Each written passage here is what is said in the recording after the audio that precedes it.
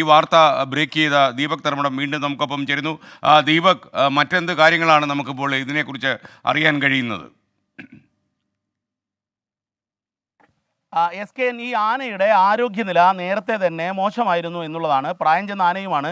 നമ്മൾ അരിക്കൊമ്പനെയും തണ്ണീർക്കൊമ്പനെയും തമ്മിൽ താരതമ്യം ചെയ്യുമ്പോൾ അരിക്കൊമ്പൻ ഒരു നാടാകെ വിറപ്പിച്ച് ഭീഷണിപ്പെടുത്തിയപ്പോൾ ഒരു നാശനഷ്ടവും വരുത്താതെ ഒരാളെയും ആക്രമിക്കാത്ത ഒരു ശാന്ത സ്വഭാവിയായ കൊമ്പനാണ് ഈ തണ്ണീർക്കൊമ്പൻ.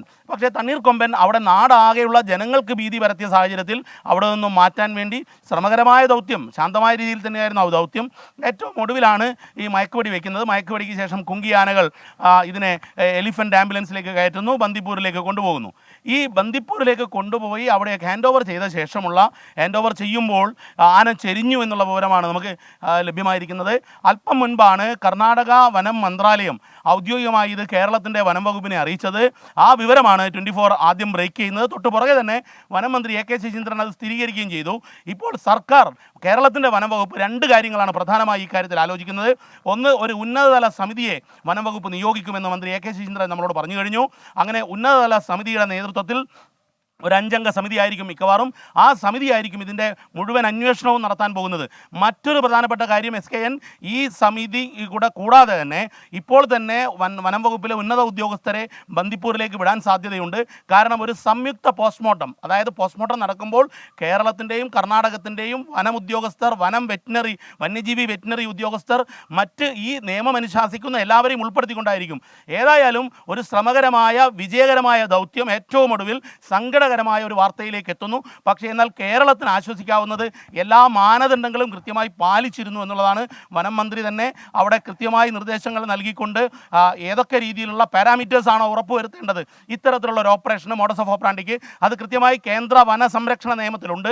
ആ നിയമങ്ങളെല്ലാം പാലിച്ചുകൊണ്ടാണ് മയക്കുവെടിയുടെ ഉത്തരവ് ഉൾപ്പെടെ ഇട്ടത് എന്നുള്ളതാണ്. പക്ഷേ എന്നിരുന്നാലും ആനപ്രേമികളെ സംബന്ധിച്ചിടത്തോളം നമുക്കാകെ SKN നേരത്തെ പറഞ്ഞ പോലെ നമ്മുടെയൊക്കെ കുടുംബത്തിലെ ഒരു അംഗത്തെ പോലെയായി ഒരു ദിവസം കൊണ്ട് മാറി. മാത്രവുമല്ല, ഈ ആനയാണെങ്കിൽ വലിയ അക്രമങ്ങൾ നടത്തിയിട്ടില്ല, ആരെയും കൊന്നിട്ടില്ല എന്നതൊക്കെ വലിയ രീതിയിൽ ആ ആനയോട്, ഈ തണ്ണീർക്കൊമ്പനോട് ഒരടുപ്പം മലയാളിക്ക് ഉണ്ടാക്കാൻ ഇടയാക്കിയിട്ടുണ്ട് SKN. ഏതായാലും ഈ തണ്ണീർക്കൊമ്പൻ ചെരിഞ്ഞു കഴിഞ്ഞു. ഇനി അന്വേഷണമാണ്, പോസ്റ്റ്മോർട്ടമാണ്, ഈ നിയമവഴികളിലൂടെയുള്ള ദിവസങ്ങളാണ്. ഒരു ദുഃഖകരമായ വാർത്തയാണ്. ആദ്യം തന്നെ 24-ന് ഈ തണ്ണീർക്കൊമ്പൻ്റെ തുടർ ദിവസങ്ങളിലെ വാർത്തയുടെ ഫോളോ അപ്പിൽ ആദ്യം തന്നെ ബ്രേക്ക് ചെയ്യാൻ പറ്റിയത് SKN. Okay, thank you Deepak Dharmadam. സങ്കടകരമായ വാർത്തയാണ് ഈ പ്രഭാതത്തിൽ നമ്മെ തേടി വരുന്നത്.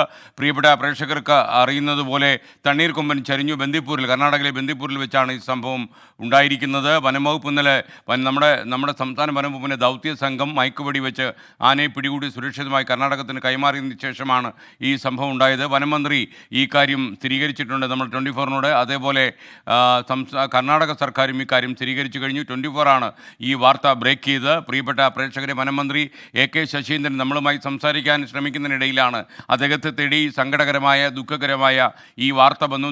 തണ്ണീർക്കൊമ്പൻ ചരിഞ്ഞു എന്ന വാർത്ത. ദീപക് തർമ്മടം ഈ വാർത്ത ബ്രേക്ക് ചെയ്യുമ്പോൾ ഈ പ്രായമായ ആനയായിരുന്നു, ആരോഗ്യപരമായി അതിനല്പം പിന്നോക്കാവസ്ഥ ഉണ്ടായിരുന്നു എന്നുകൂടി ദീപക് റിപ്പോർട്ട് ചെയ്യുന്നു. എന്തായാലും സങ്കടകരമായ വാർത്തയ്ക്ക് നമ്മൾ സാക്ഷ്യം വഹിക്കുന്നു. ഈ പ്രഭാതത്തിൽ ബന്ദിപ്പൂരിൽ വെച്ച് ഈ തണ്ണീർക്കൊമ്പൻ എന്ന കാട്ടാന ചരിഞ്ഞു. ഒരുപക്ഷെ മാനന്തവാടിയിലുടനീളം ഇത് ഭീതി പരത്തും എന്നുള്ളത് യാഥാർത്ഥ്യമാണ്. മാനന്തവാടിയിലെ ചില കൃഷിയിടങ്ങളിൽ വ്യാപകമായ നാശം തന്നെ ഈ തണ്ണീർക്കൊമ്പൻ വരുത്തിയിരുന്നു. എന്നാൽ ആളുകൾക്ക് പരിക്കേൽപ്പിക്കുകയോ അങ്ങനെയുള്ള ഒരു നാശനഷ്ടമോ മനുഷ്യഹാനിയോ ഒന്നും ഉണ്ടാക്കാതെ തണ്ണീർക്കൊമ്പൻ 15 മണിക്കൂറാണ് മാനന്തവാടി ടൗണിനെ കയ്യിലെടുത്തത്. മുൾമുനയിൽ അക്ഷരാർത്ഥത്തിൽ മാനന്തവാടി നിന്നുപോയ 15 മണിക്കൂറിന് അവസാനം ദൗത്യസംഘം മയക്കുപിടി വെച്ചിട്ടാണ് തണ്ണീർക്കൊമ്പനെ വരുതിയിലാക്കിയത്. അവസാനം കർണാടക സർക്കാരിന് കൈമാറി. കർണാടകത്തിലെ വനംവകുപ്പ് ബന്ദിപ്പൂരിൽ ഇന്ന് തുറന്നുവിടാനായിരുന്നു പദ്ധതി. എന്നാൽ അവസാനം ആ വാർത്ത വന്നു, തണ്ണീർക്കൊമ്പൻ ചരിഞ്ഞു. ദീപക് തർമ്മടം വീണ്ടും ചേരുന്നു. ദീപക്, മറ്റെന്ത് വാർത്തകളാണ് നമുക്കിപ്പോൾ പ്രേക്ഷകരുമായി പങ്കുവയ്ക്കാനുള്ളത്?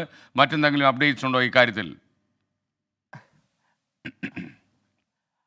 SKN, ഈ തണ്ണീർക്കൊമ്പൻ നേരത്തെ മൈസൂരിൽ വെച്ച് കർണാടക വനം വകുപ്പ് പിടികൂടിയതായിരുന്നു. എന്നിട്ടാണ് ബന്ദിപ്പൂർ വനമേഖലയിലേക്ക് മാറ്റുന്നത്. കോളർ ID ഘടിപ്പിച്ചിരുന്നു. മാത്രവുമല്ല, ഈ തണ്ണീർക്കൊമ്പനൊപ്പം 3 ആനകൾ ഉണ്ടായിരുന്നു എന്നുള്ളതാണ് വനം വകുപ്പിന് ലഭ്യമായ വിവരം. മറ്റൊരു കാര്യം കൂടി ഈ കാര്യത്തിൽ എടുത്തു പറയേണ്ടതുണ്ട്. കോളർ ID ഘടിപ്പിച്ച മറ്റൊരു ആന കൂടി കേരള അതിർത്തിയിൽ ഉണ്ടായിരുന്നു എന്ന ഒരു സൂചനയും അന്ന് കർണാടകം കേരളത്തിന് കൈമാറിയിരുന്നു. പക്ഷേ തെരച്ചിലിൽ അങ്ങനെ ഒരു ആനയെ കണ്ടെത്താനായില്ല. സ്വാഭാവികമായി സ്വാഭാവികമായും അതിൻ്റെ അനുമാനമായി ഈ ആന തന്നെ ആയിരിക്കും എന്ന നിഗമനത്തിലേക്ക് എത്തുന്നു SKN.